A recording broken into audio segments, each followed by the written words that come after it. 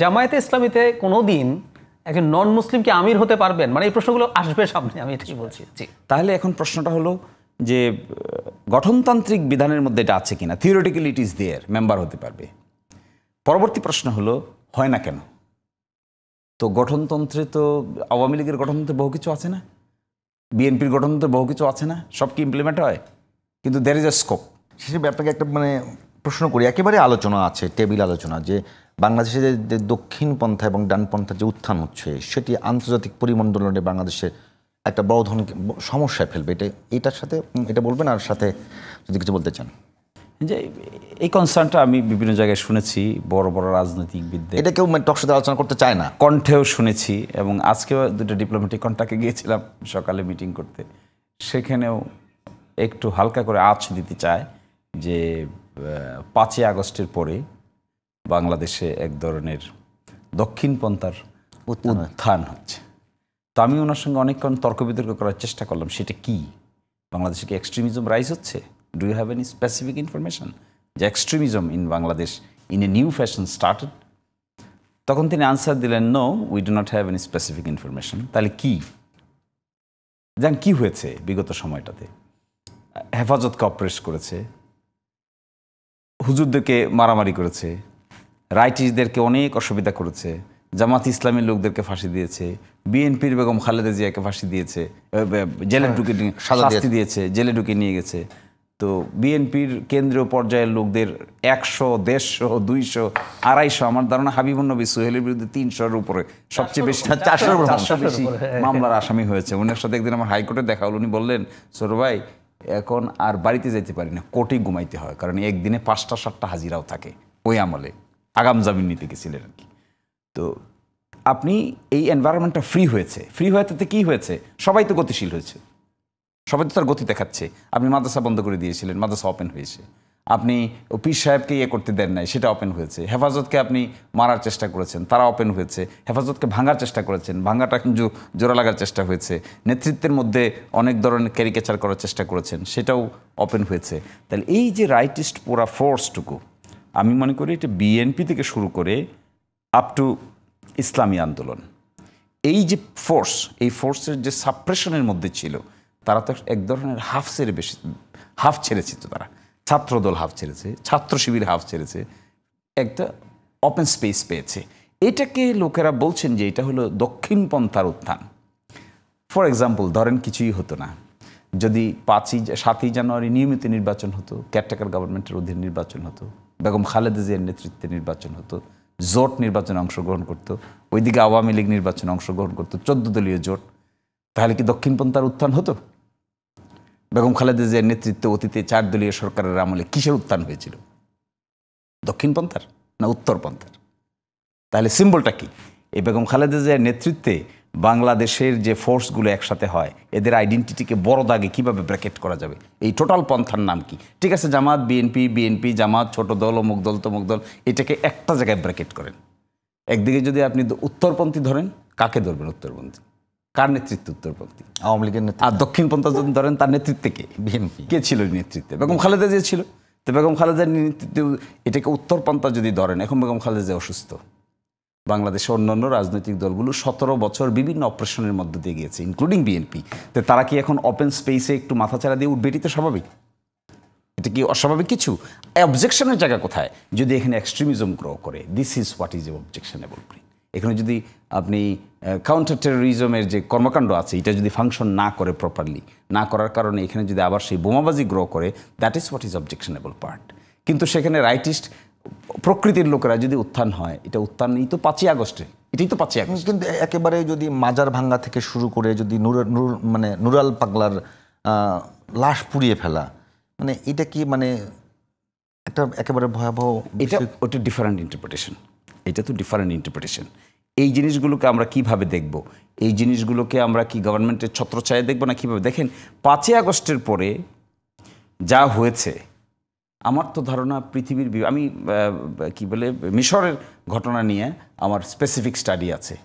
তাদের এখানে এইরকম একটা অভ্যুত্থান হওয়ার পরে পাল্টা যা ঘটনা ঘটেছে, টু হোয়াট এক্সটেন্ট, আমাদের দেশে কিন্তু এরকম টু দ্যাট এক্সটেন্ট ঘটে নাই। তারপরেও যা অভ্যুত্থান পরবর্তী সারা বিশ্বে যা হয়েছে, বাংলাদেশে কিছু হয়নি। তারাই অনেকেই তো বলেছে যে এত হাজার লোক থাকবে না, এত হাজার লোককে মেরে ফেলা হবে, এত লক্ষ লোক এই করা হবে। হয়েছে কি আসলে? হয়নি তো। কিন্তু অবশ্যই যা হয়েছে তাকেও আমরা সাপোর্ট করি না। একটা মব যদি হয়ে থাকে এটাকেও তো সাপোর্ট করার কিছু নাই, আমরা কন্ট্রোল করতে চাই। কিন্তু আমার মনে হয় এগুলো হলো বিচ্ছিন্ন বিক্ষিপ্ত ঘটনা, এগুলোকে আপনি উত্থান বলতে পারবেন না।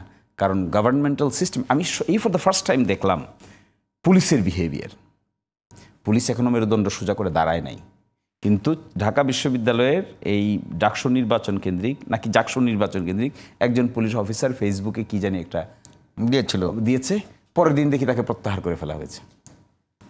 এটাই তো কালচার ছিল না এটা? আমরা দেখছি কোন পুলিশ অফিসার কার চাইতে বেশি কড়া ল্যাঙ্গুয়েজে সাপোর্ট দিতে পারে, দ্যাট ওয়াজ দি কম্পিটিশন। না, মিছিলও হয়েছে, আওয়ামী লীগ মিছিল দিয়েছে, কম্পিটিশন, স্লোগান দিয়েছে। তাহলে ওখান থেকে 5ই আগস্ট একটা পট পরিবর্তন হয়েছে, হওয়ার পরে একটা নতুন কালচার ডেভেলপ করার চেষ্টা করা হচ্ছে, একটু সময় দিতে হবে। তো এটাতে দক্ষিণপন্থার উত্থান যদি আপনি মনে করেন 5ই আগস্টের সঙ্গে সাংঘর্ষিক, তাহলে এটা রং কনসেপশন হবে। জাহিদ ভাই কি বলবেন এই বিষয়টা? একেবারে মানে সমস্যা হচ্ছে দক্ষিণপন্থার এলিমেন্ট, মানে আমি এক্সট্রিম রাইটিস্টের কথা বলি, এক্সট্রিম ফান্ডামেন্টালিস্টদের কথা বলি, ওটার সমস্যা কি? নিউ ইয়র্ক টাইমসের যে হেডলাইন ছিল পোস্ট 5th অগস্ট, এই ধরনের লোকজন একটা ওপেনিং দেখছে। এখন কীরকম, ধরুন আমি নাম ধরে বলি, একটা সংগঠন আছে হিজবুত তাহরির, জামায়াতে ইসলাম ও ইসলামের কথা বলে, ইসলামী আন্দোলনও বলে, কিন্তু ওনারা কনস্টিটিউশনাল ফ্রেমওয়ার্ক মেনে চলার কথা বলেন। ওনারা যে আমাদের যা যা আছে এর মধ্যে ফিট ইন করার কথা, যদি একটা অন্য আলোচনা আছে আমি একটু পরে আসছি। কিন্তু উনি তো বলছেন যে নির্বাচন করা যাবে না, এখানে একটা খেলাফত কায়েম করতে হবে, এই সরকারকে উচ্ছেদ করা হবে। তাদের অ্যাক্টিভিটিস বেড়েছে, আগে কিন্তু এতটা ছিল না, এখন অ্যাক্টিভিটিস বেড়েছে। তারা বহু মানুষের সাথে যোগাযোগ করছেন, কথা বলছেন খুব ফ্রিলি, যদিও এখন এটা নিষিদ্ধ সংগঠন। আপনি মাজারের কথা বললেন, একটা দুটো হলে কথা ছিল, এটা 100-র বেশি হয়েছে। বিভিন্ন জায়গায় গান বন্ধ করার চেষ্টা হয়েছে, পালা গান হচ্ছে, মেলা হচ্ছে, নাটক হচ্ছে, এগুলো বহু ঘটনাগুলো অনেক, সংখ্যাটা একটা দুটার যে হয়েছে তা না। এখন এগুলো আসলে উত্থান হয়েছে আমার কাছে মনে হয় না, এগুলো আগেও ছিল, কিন্তু সরকারের ব্যর্থতার কারণে এগুলো কন্টেইন করা যায় না, ফলে এটাকে বেশি দেখা যাচ্ছে। এটা একটা দিক। অন দ্য আদার হ্যান্ড, যেটা শিশির ভাই বললেন, আগে যেটা হয়েছিল জামায়াতে ইসলামী বিএনপির সাথে একটা জোটে ছিল, সেটার মধ্যে আরও অন্য ইসলামী দলও ছিল, সেটা এইভাবে আর চোখে পড়ে না। এখন যেটা বাস্তবতা দাঁড়িয়েছে, বিএনপি আছে, তার বিরুদ্ধে জামায়াতে ইসলামী এবং জামায়াতে ইসলামী নিজে একটা অন্যান্য ইসলামিক দলকে নিয়ে একটা জোট করার চেষ্টা করছেন। এখন আমার কাছে নতুন যে প্রশ্ন এসে হাজির হয়েছে, আমি শিশির মনির ভাই নিজেরও একটা টকশোর ইন্টারভিউতে, টকশোর কথার মধ্যে দেখলাম, বা অন্য নেতাও আমার পাশে বসে বলেছেন, এখন হয়তো এটাও নতুন প্রশ্ন তৈরি করবে। ওনারা কনস্টিটিউশনাল পলিটিক্সের কথা বলেন, কিন্তু ওনারা বলেছেন, ইসলামী আন্দোলন বলেছেন যে তারা এখানে শরিয়া আইন কায়েম করতে চান। এখন এটা হয়তো নতুন প্রশ্ন তৈরি করবে যে আমাদের কনস্টিটিউশন এখন, কারণ আমি এখনও কিন্তু জামায়াতে ইসলামের শরিয়ার রূপরেখা জানি না। আমি পার্সোনালি পেলাম শিশির ভাইকে, এবং এটা যদি তৈরি হয় নিশ্চয়ই উনি সেটা কাজ করবেন, ওনার এক্সপার্টিস থাকবে এই জায়গায়। জামায়াতের উচিত হবে ইলেকশনের আগেও, তারা যেহেতু এটা বলছেন, তারা এটা মানে কি বোঝান, সেই স্টেটটা আমরা ধরে নিলাম জামায়াত ক্ষমতায় যাবে, তাহলে কি বোঝান, তারা কি করতে চান বাংলাদেশে, আইনে কি করতে চান, সংবিধানে কি করতে চান, আমাদের নির্বাচন ব্যবস্থা কি করতে চান। তো এখন এই জিনিসগুলো যখন ক্লিয়ার হবে না, কেউ এটাকে ব্যবহার করতে পারে শুধু এই শব্দগুলো দিয়ে। এই পর্যন্ত এই শব্দগুলো আছে, শিশির ভাই নিজে বলেছেন, আমি শিশির ভাইকে একদিন পার্সোনালি ক্লিয়ারও হয়ে নিয়েছি যে আমি দেখেছি ভিডিওটা। তো একইভাবে এটা শুধু উনিই না, ইসলামী আন্দোলন তো প্রকাশ্যে বলছেন, যেহেতু প্রকাশ্যে বলছেন, এবং ইসলামী আন্দোলনের প্রোগ্রামে নারী সাংবাদিক যাওয়ার পর সেখান থেকে তারা মানে ওখানে ঠিকমতো কাভার করতে পারেননি, এরকম অভিযোগ আমরা পত্রপত্রিকায় দেখেছি।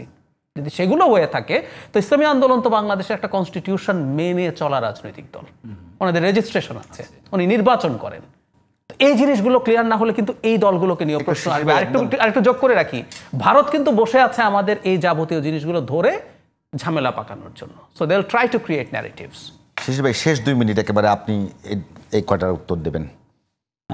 এখানে তো স্পেসিফিক প্রশ্ন না, প্রশ্ন হলো যে উত্থানটা হচ্ছে বলে যে আর্গুমেন্টটা করা হচ্ছে, এটার মধ্যে আবার কি কি সেগমেন্ট হচ্ছে এটা বোঝানোর চেষ্টা করছেন জাহিদ ভাই।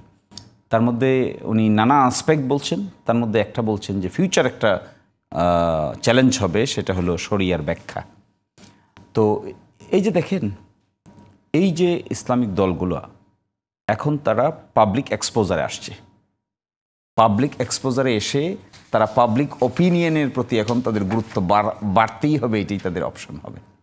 ইলেকশনে অংশগ্রহণ করবে, তো ইলেকশনে অংশগ্রহণ করলে পিপল কি মনে করছে, পিপলের এজেন্ডা কি? আপনি ছাত্র শিবিরের ঢাকা বিশ্ববিদ্যালয়ের প্যানেলটা দেখেন, এটা ইনক্লুসিভ করেছে তারা, why? Because of people support.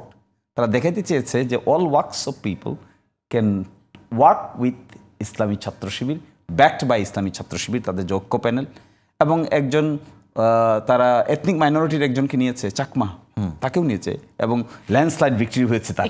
একটু হাইপোথেটিক্যাল প্রশ্ন করি, মানে জামায়াতে ইসলামীতে কোনোদিন একজন নন মুসলিম কি আমির হতে পারবেন? মানে এই প্রশ্নগুলো আসবে সামনে, আমি এটাই বলছি। জি, তাহলে এখন প্রশ্নটা হলো যে গঠনতান্ত্রিক বিধানের মধ্যে এটা আছে কিনা। Theoretically it is there, member হতে পারবে। পরবর্তী প্রশ্ন হলো হয় না কেন? তো গঠনতন্ত্রে তো আওয়ামী লীগের গঠনতন্ত্রে বহু কিছু আছে না, বিএনপির গঠনতন্ত্রে বহু কিছু আছে না, সব কি ইমপ্লিমেন্ট হয়? কিন্তু দ্যার ইজ এ স্কোপ। কিন্তু এইবার আমার ধারণা ইউ উইল সি সাম চমক, যেখানে জামাত ইসলামীও মাইনরিটি কমিউনিটি পিপল লোকদেরকে তাদের সংসদ সদস্য হিসেবে নমিনেশন দিবে। ওয়েট ফর দ্যাট ডেজ, দেবে। Days are coming and we are working with closely. এবং আমরাও সেটাকে ডাইভার্সিফাইড করে তোলার চেষ্টা করব, ইনক্লুসিভ। ঢাকা ইউনিভার্সিটি ডাকসু নির্বাচন one of the primary demo that you have gone through. একজন চাকমা ছিলেন। Yes, we can also. আমরা কেন পার্বত্য চট্টগ্রাম, রাঙ্গামাটি, বান্দরবান, খাগড়াছড়ি? ভাই একেবারে খুব ভালো আলোচনা হচ্ছিল আজকে। সুতরাং this is a golden opportunity coming before Jamaat Islami. Wait for that.